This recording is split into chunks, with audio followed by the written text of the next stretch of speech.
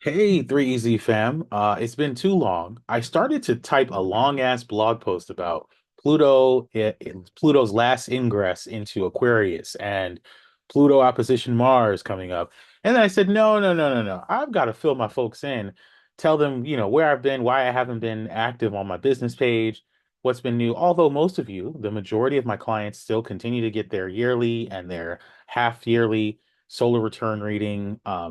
Also my monthly clients, nothing's changed. I still, do readings, and I just have not had the time or capacity to keep up with my business page. I have been posting though in my personal page, my personal life, but I know now it's time to get back. I have a little more time, but also I need to engage in getting back to teaching. What I love the most is teaching astrology. And so that said, I'm going to use my solar return for September 2023 until September 2024 to make this educational and show you all how that do-it-yourself astrology and break it down. What's the first thing I do? Let me go ahead and share my screen and we'll jump into this thing. All right. So let's see. Here we are. Here we are. Cool. All right. Bada boom. Um, First things first is I want to know the temperature. I'd like a triage check. I want to know the temperature of the progress moon.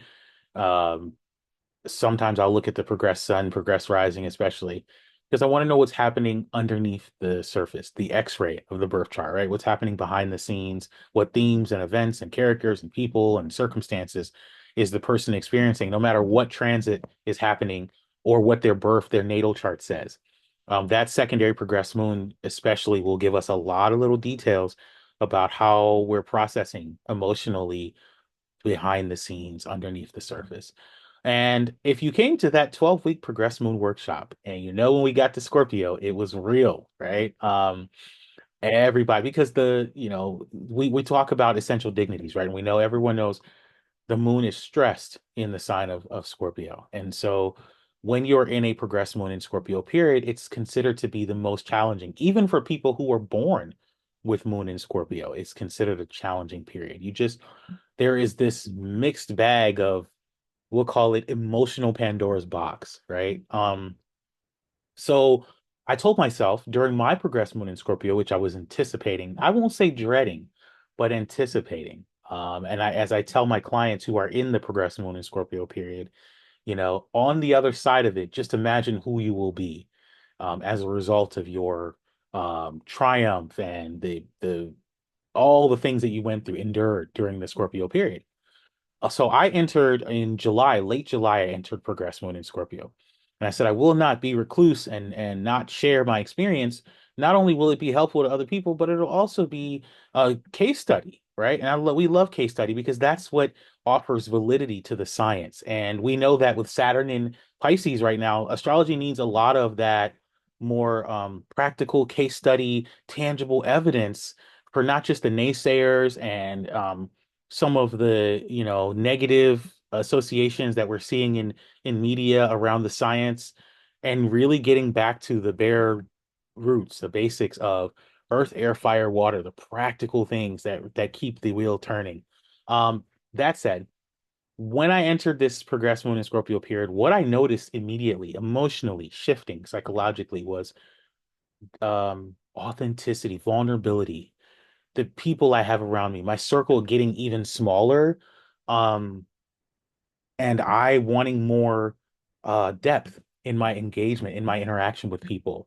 Um, I don't want anything superficial. And it's interesting because in that 2.5 year Libra period, it was very much so connecting with, getting acquaintances, and making friendships, quote unquote, that were, just an extension of my social network, just something to have, right? Like a notch in the belt or something.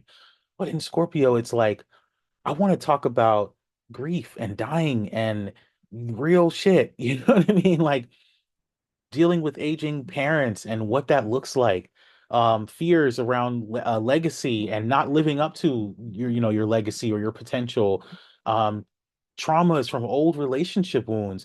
Uh, Taking accountability. in how you showed up in the past in relationships. Like all those things are just swirling around, right? Scorpio is great for catharsis, for deep healing. So I thought this was so fitting, especially as we're going into very soon Scorpio season, um, to unpack the progress moon in Scorpio period. So I would love to hear from people. I already am collecting the secondary progress moon is one of my has become next to cartography one of my passions, and I'm collecting case studies. Share your experience. I try to do that with a lot of my clients, but I do want to know when you're in this period or when you were in this period, if you're in the second time around, and some people hitting it for the third time. What has this been like for you? What did you go through emotionally? I don't have words some days for what I feel around certain things. We think about some of the lower expression of Scorpio, right? Power struggles, control, just feeling powerless sometimes in certain situations, all types of things coming up. Mystery. How do I maintain that mysterious aura, but still want and need and crave the desire to have vulnerable, authentic, genuine exchange with another person if I'm so layered and mysterious and hidden and secretive and recluse that I'm not willing to let myself um be exposed. I have to take off the armor at some point, and that's what I'm learning so far about this period. So yeah, it's real. I'm gonna keep you guys through my Scorpio progress moon process. I feel like I will at least every 6 months be blogging and talking about this period, because I don't want to wait till the other side, right? Till the other side of it when I'm like, whoo, oh my God, thank God I survived that. No, I want to talk while I'm in it, process the emotion, but also capture, like a time capsule, some of that. All right, so then the next thing I do is before I look at the solar return chart, right, to triage where the person is, and just for myself, I'm looking at numerology because the numbers are so spot on. The numbers don't lie. I am a three life path. My birthday number is six because I was born on the 24th, right?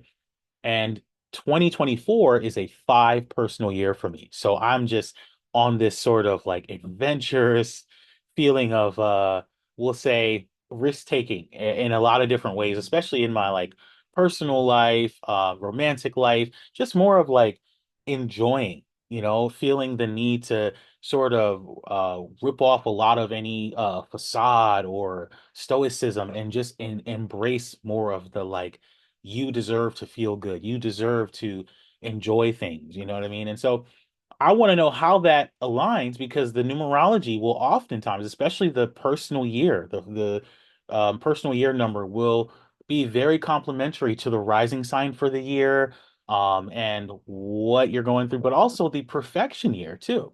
So this last year, from September 2023, rather, up until September 2024, I had a Sagittarius rising year, and Sagittarius, I'm born with a Sag rising, right? So I'm like the philosophical uncle that's cheering you on, optimistic. I'm all about reading all the Paulo Coelho books and all of the metaphysical, philosophical books and all that stuff, and just sort of like life coaching feeling or experience through life, just very eat pray lovish, right? Is my natural being. I don't stay down for too long. I feel like depression can hit me for maybe 3 days, but after that, all right, you got to get tired of it. For me, that's just my personal experience. I don't stay in a funk for too long. I do my best to shake it. So this year, I already knew what I was getting myself to. I was like, well, anything that comes up for me in this year, I said, I am definitely going to shake it off pretty quickly. And to the irritation, we'll say, of people who I was around in certain circumstances that like to stay fixated in a funk or fixated in fear and depression and angst and all that. It just wasn't, I was just like, okay, what's the move? You know?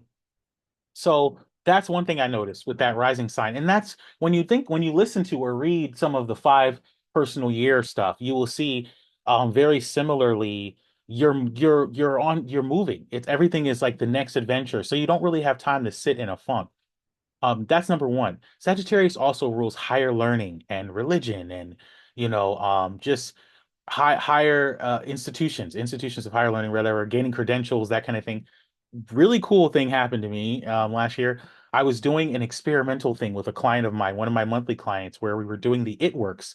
It Works by RHJ. I was showing him how to manifest with It Works, creating your list and reading it 3 times a day, but also writing yourself the offer letter. And I said, "Oh, look at this. This would be really cool." I found an awesome scholarship for a software engineering program, and they happen to be the one of the top two in the entire country. And they have a 5 to 7% acceptance rate. So if 1,200 people apply, they're only accepting 5 to 7% of people, and it's a very we'll say rigorous screening process. There's 3 different aptitude tests that you go through, plus a behavioral interview. And I somehow, and I don't want to say somehow because I know that I do trust and believe in the world of the hippy dippy manifestation, beyond the vision board world, but how to really will things into to being if you want it, right? And so I did some of those things experimentally, but also I wanted to get into the program because I thought it would be a great tool, to add to my experience in my day job, in the world of IT. And I did it. I ended up scoring in the top 18 percentile. I ended up with the behavioral interview. I got like a 99.8, out of 100 on that. The second aptitude test, I aced, scored really high. So it was like I was in there, but I won this great scholarship. And so as a result of that, I got in that program, and I was able to come up with this cool application I designed, which is like a dog vending machine, and just seeing the world of how the back end of how apps work. And it's a full stack Java development program. So now I have this cool thing. But before we get into unpacking some of the solar return, let me show you all how I was able to like narrowed down to the days of when that was going to happen using zodiacal releasing, the traditional astrology tool. So, if you look here, by from the releasing from the part of fortune, is where what I did it from instead of part of spirit, because I know spirit is more career and vocation, right? But fortune is like dumb luck, accidents, luck, your fortune, things that befall you. You don't have much control over. And we know the wheel of fortune, the pendulum swings high and low, but I thought, well, this is a chance. This is an opportunity. So let me look from Fortune first and see if it how it shows up. And sure enough, so I applied for the program, right? I think it was towards the end of January. I applied, and I heard back that I was in the top whatever percentile in that last week in February, and the program started here during this loosing of the bond from Sagittarius. So I mean, you can't make this shit up. Like the fact that the last week in February is when I would find out that, hey, you know, you're basically in the top whatever selection of getting this scholarship, and they only choose one scholarship recipient, right, per year. And the course starts, the loosing of the bond, meaning the turning point that would bring me back to that Sagittarius period, happens March 2024, right? So, boom, all things aligned there. I thought that was really damn cool and spot on for those who solely follow whole sign traditional astrology. But on top of that, last year was a second house perfection for me. And the second house in astrology is associated with earned income, self-worth, possessions, right? All the things that bring your coin, bring your bag into your situation, but also your feelings, your would say philosophy around your finances. Just put it shorthand. And I noticed that uh through the whole process, like building the skill and the confidence in the world of software engineering, um, was not just helpful to me, but it helped me level up in my career pretty damn quick. Before I even finished the program, I had gotten a higher paying career, a better role, fully remote, of course. And still managed to like, feel like I walked away with something that I can hold on to that's very valuable. Second house matters, right? And I just entered this September 2024, I just entered a third house perfection. So that's for a whole nother video, but I'm unpacking this blog style because I'm like, you can, whatever system, house system you're using, you can apply it to your situation, and it can be really cool, to help you see that you can get a lot of the same information no matter what house system you're using. So let's jump back to Placidus for a second here. Let me look at here it is. So, all right. So this happened in the rising of the solar return fell in my natal 12th Placidus house. I was, I would say in the last year, I was a little recluse. Despite going into 2024, entering that five personal year energy, I was so busy. That's another reason why I didn't have time to post and do astrology blogs, do astrology posts on Instagram. I didn't have time to really teach astrology like I wanted to because I was so busy learning. Like they would release the homework on a Tuesday, and it's an accelerated course, so it's two classes in one, right? Full stack Java, front end, back end development. They'd release the homework on Tuesday. It had to be done by Saturday for class, and then it had to be turned in by Tuesday midnight the following, week. And it would be like it was never ending on top of the research and all that stuff. So I was like, I gotta hone in. I gotta, kind of really lock in and I wanted this. I manifested it. Let me be serious about it and practice what I preach, right? Now that you have it, what are you gonna do with it? So that to say, I think some of that 12th house energy, the burnout really hit me towards the tail end. I just felt completely wiped. I was like, I'm losing it. And on top of that, social obligations that I had committed to at the start of the year, I didn't feel like I had the capacity at all. But I still showed up and I did it to my detriment, would say. All right, Sagittarius also rules long distance travel and things like that. What else happened? I went to Belize, Mexico, and Honduras. Man, Belize was my favorite place. I definitely 10 out of 10 want to go back there. Culturally, the people looked like me. I love that they spoke patois. Also, I learned a lot about expats that live on the island there and just the cost of living and how to get housing. And I started like brain started going. I'm going, okay, what do I need to do to get my investments to a certain place so that I can just, eventually move to Belize and do astrology from there? Your mind just starts in this dream world of wanderlust when you travel. It really takes you to like different heights, right? And so that's where I was at. I felt like I was on it all year. I felt like I was just on this journey and I was traveling constantly. But that's my normal life. I don't, a friend of mine used to say, you don't let grass grow under your feet, and I just when I get stable in an environment, I uproot myself. Coming to my next point. So I was living in the Raleigh, North Carolina area in the Triangle up until July of this year. And I suddenly packed up my things, my stuff in storage, and I moved up to St. Paul, Minnesota, where I am right now, as I accepted this position with this company. And I would say how it shows up also astrologically is in July of 2013, the last time Jupiter was in Gemini, I packed up my car and I moved across country to Minnesota. I was living in the DC area at the time, DC, Baltimore. I was between the two. And I started working, I got a job at the University of Minnesota at the time. I started working there. I was doing communications for them. And here we are again, full circle. Jupiter back in Gemini this July, packed up my car and moved back up to St. Paul. Well, what's really cool is that back in 2013, because I mean, actually, let me pull my map up here.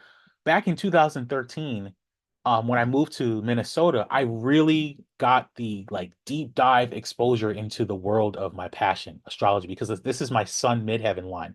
So I started actively doing readings professionally. And I would say, to be here now, full circle, it feels like a collapsed time kind of thing, like a collapsing time space reality. It's really, really cool. But I also want to note that living on my Mercury midheaven line, the scholarships were the educational pursuits, it was just very easy to, get credentials or go to school. I felt very studious on the Mercury line. I was not attached to as just like a very sort of cool disposition around like emotional things and more focused on just practical, logical, you know, I was someone who was never the greatest at math, but I feel like on this Mercury midheaven line, just actively living there, even though like that's where I was born in the Durham area, although that was my first time as an adult living in that region. Um, I just became more focused on um academia for whatever reason, and then coming here is like actualizing again, reminding myself the reasons for my career. The first time around when I moved to my sun midheaven line, I connected with my astrology mentor who was I think at the time, 40 plus year practicing astrologer. His mother was an astrologer. He gifted me his entire collection of astrology books. And I've told this story before, many times, but there is something very special about this sun midheaven region for me. And this time around, it just feels, I would say, like clear, like what for however long I'm here, I'm in a space in my life, and I think that's the five in the numerology five for the year I'm in. I'm in a space in my life where I'm like, you're free. You know, there's no attachment. I'm not locked into any relationship. I'm actually free. I can decide in this next year to go wherever I want to go, whether that's go live abroad, wherever, which I'm just going to throw out there into the universe. I would love to live in the UK, but wherever it is, I go from here, or if I decide to stay here. I don't know at this point, but I'm free to do that. And I think that's what I took away the most from a Sagittarius rising year is that you're not a tree, you are free, you are fluid as an individual to sort of like uh embrace anywhere and everywhere, and try different foods, different cultures, different experiences. And that really was um promising. Another thing that popped up for me last year was, and if I put this in whole signs, you can even down to the day by Zodiac releasing see this next little piece, which was pretty scary. My dad's sister, my aunt passed away, and she was the only connection to my father's family that I really had. Like her and her children and grandchildren, for the most part, just her though, because she always called me, she always looked for me.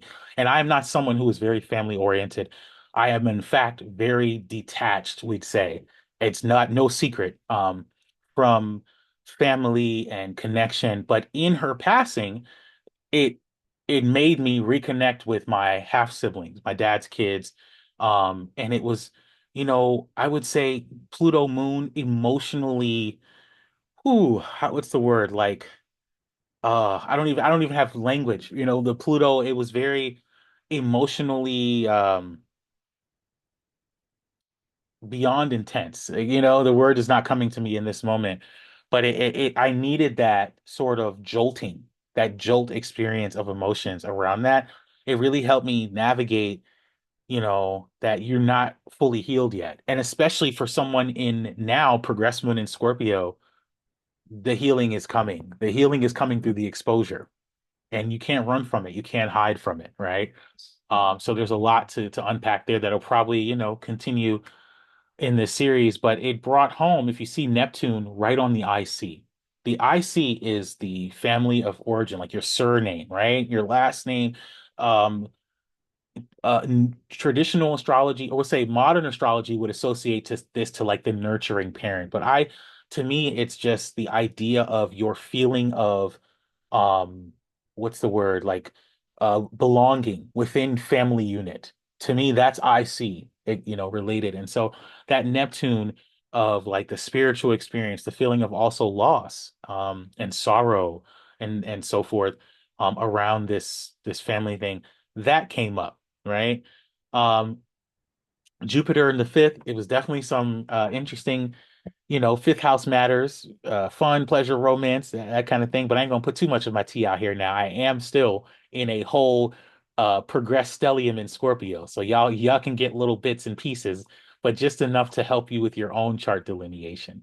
There's Uranus in the sixth house. I'm doing this in Placidus. I'm telling you the same information. I'm able to do this in whole signs. But Uranus in the sixth house here, the new job change. Uranus is the awakener, right? So it's sometimes a shock, sudden circumstances. I left my IT job. I was working in IT banking. I'm now in IT healthcare field. So it's like I went from you know banking side to medical imaging and diagnostic side, software, and it's like a huge shift, right? That happened. Uranus in the work, the day-to-day work. Although I'm still working, remote, nothing has changed there. Let's see. So the sun is always the main theme, the main event of any chart, right? The sun in the 10th house was new job, new career, the focus on career. That was a lot of my focus. And I think outside of it starting off experimental with my monthly client, it ended up being, oh, well, if you can do it for career stuff, if you want it, whatever you want, you can do it for the other stuff too, right? So that just sort of expanded my horizons, and that's all very Sagittarian, right? Sagittarius is expansive and, really sort of helping you see that the world is not just right in front of you. There's this broad view and perspective. So that was really cool for me. Another thing that happened. Oh, this is starting to get personal now, but that's cool because that's what this is about, right? I told myself I wanted to do this in a way that was vulnerable, raw. Um, so if I'm in a Sag rising year, Jupiter retrograde in Taurus was my chart ruler for the year in the fifth house of pleasure and indulgence. And here I am, like scarfing down the DoorDash and eating just bullshit. I'm talking putting on so much weight. I'm 5 feet 11 and I skyrocketed to at the time 270 pounds. I was so just uncomfortable in my body, and I work in a sedentary position. It was not the business. It was not healthy. And all of a sudden, I was like, enough. And I think that too farness. And what happened was when Jupiter went retrograde, because during at the start of the year, we had Jupiter retrograde at the start of my birthday in September 2023. Jupiter was retrograde. But when Jupiter went retrograde again, all of a sudden I jumped up and I started going to the gym like a madman. And so I have been consistent every day on the treadmill, working out in ways that are very aligned with the last North and South node in Libra and Aries when I was working out like crazy from 2004 to 2006. And I thought, wow, look at the patterns. So that's another cool thing about this astrology is that things are cyclical, right? You can look at the patterns, look at the nuances, and go, holy shit, there I am doing the same exact thing I was doing 2004 to 2006. So I ask you now, let's redirect this back to you here listening. If you're still with me, cool. If not, cool. 2004 to 2006, what was happening in your world? 2013, what was going on for you? What late 2012 to 2013, what was happening in your world the last time Jupiter was in Gemini? Um, where were you? What were you doing? Let journal, get back to looking at the patterns, and it will help you to take away from some of the uh blah blah mundane things that make you discredit or make you feel as though there's a reason to discredit the astrology when you have real life case study in your lived experience. All right, my friends, let's see what else happened for me. All right, I think that's it. I'm going to stop here because I want to make an announcement. This is so exciting now that I have time to do what I love so much. Um, I decided to do a series where I'm going to do live solar return readings, meaning as is, I want people, especially who have not had a reading with me or people who hadn't had a reading in years. I'm looking for by sign. So I've already recorded in Libra season here. One person has graciously volunteered to let me read their chart and just share some clips of that. live chart reading, so to help other people see how I do this when I read for other people. I want some Scorpios. I want some Scorpio because you guys know one, Scorpio is so layered that they're like the tough cookie, the zodiac. You can be in a reading with a Scorpio rising sun or moon, and they're not going to warm up or open up till the end of the session. So even more so reason for you to see how like the astrology will allow you to will do the talking for you. You don't have to try to convince people that the information's there, and so I would love to get like maybe one or two Scorpios to allow me to do a solar return reading for them as long as they're open to me sharing clips of that. That would be awesome. And then when we get to Sag season, we do the same thing. So I want people to see how I delineate using three different systems. Or if you decide at the start of the session you want me to just use whole signs, that's cool too.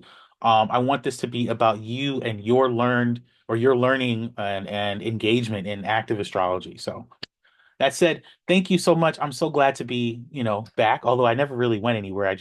I wasn't on this page. So here I am. I love you so much. All of the people who continue to buy readings for their family and friends. It's so cool. As I'm on my sun midheaven line, let me share this again.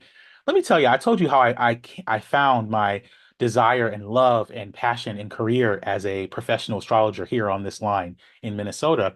Um, I just thought back to how I'm now doing the charts of the grandchild. So the mother, the daughter, the granddaughter, sometimes, within the whole family unit, the husband, the grandfather, I now have created and established relationships. And many years ago, a mentor of mine, also in the astrology world, said to me, it took me 10 years, she said, it took me 10 years to build my client base and establish a reputation and work so hard to gain the not just respect but the consistency within my craft. And I was thinking astrology would sell itself. Like you don't even have to do that. But now I get it. It's like it's so delicate and it's like therapy, right? And if you find a good therapist and then you're deep into telling this person your whole life and they remember they've got all your notes and then they retire on you after like a couple months or a year or whatever of you working with them, man, and you got to go through that process again. There is something about the trust and the bond between astrologer and client, but also this just the ancestral astrology stuff, the familial astrology, where you get to look at patterns passed on, generationally between parents and between, kids. And I think it's so cool. For example, looking at my mom's chart and then my father's chart, who was not in my life, don't have a relationship with him, but still, he has Uranus opposition moon. Like, so let me pull my chart up here. So I have Uranus opposition moon in Sagittarius and Gemini. My mother has Uranus opposition moon. Her moon is in Sagittarius. Her Uranus is in Gemini. My father, Sagittarius, moon, Uranus, Gemini, the opposition. You couldn't like make this shit up, no matter how you slice it. These two people were going to pass this trait down to me. So it's just I just wanted to mention that, in my emotional, let's say plunder, as I think about the people I've had the pleasure of working with, even celebrity clients, I'm blown away that at how many years I've been putting into this work. That, like when I think about people who inspire me, but also yeah, it's amazing, the journey, and it's never going to stop. Astrology is just evolving. You will never have the planets where they are in this moment at this time, you know what I mean? And so I'm grateful. Thank you, thank you, thank you. I'm going to stop talking now and upload this before I forget.